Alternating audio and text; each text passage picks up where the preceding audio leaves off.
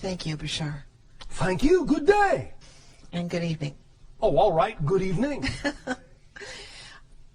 Would you say a little more about following your excitement in reference to the struggles we often experience with trying to act in our best understanding with what we Sounds like perceive? you're struggling with the sentence. Yeah, well, yeah. When there's a struggle between Yes. acting on what we believe is our duty, which duty. is not necessarily that exciting, you know? Can you define duty? For example, Yes. well, something that I'm struggling with right now is a very sick parent who is Yes. requiring an enormous amount of time, energy, and attention. Oh, all right. And it's very difficult for me under these circumstances to be acting on my excitement. Why?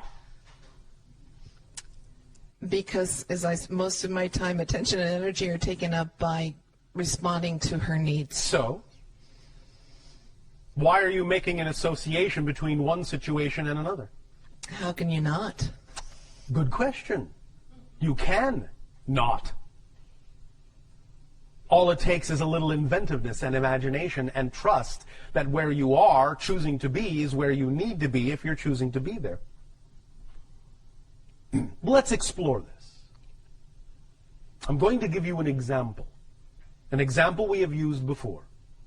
But perhaps you can understand in this example how a variation of this idea can be applied in your situation and your circumstance. All right? All right? Oh, yes. Thank you. Want to make sure you're still awake. All right.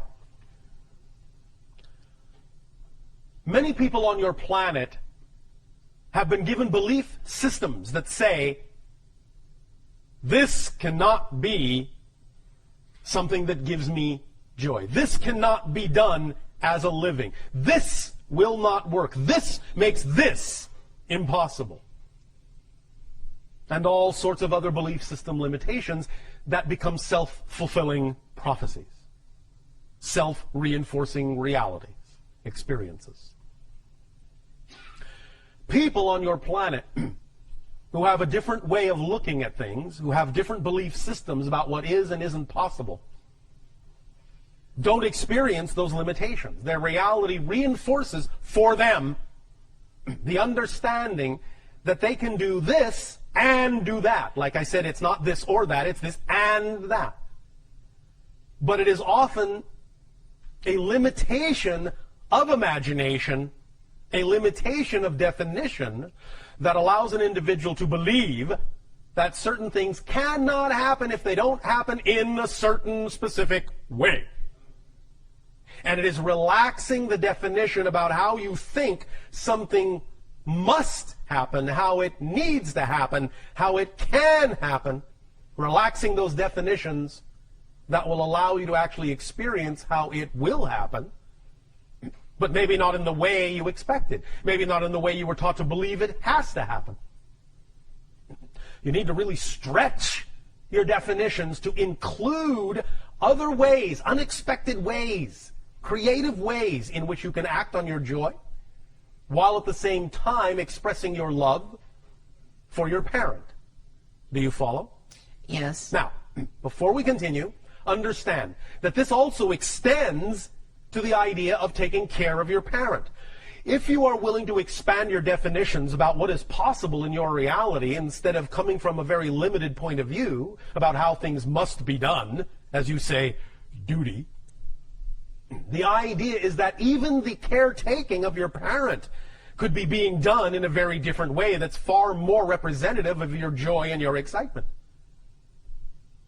The idea is that you can attract to yourself the things, the people, the places, the things that can aid and assist you in that undertaking that are still representative of your love, of your caretaking, but you don't necessarily have to do it all yourself, and you don't have to assume that you need X, Y, and Z, or that can't happen.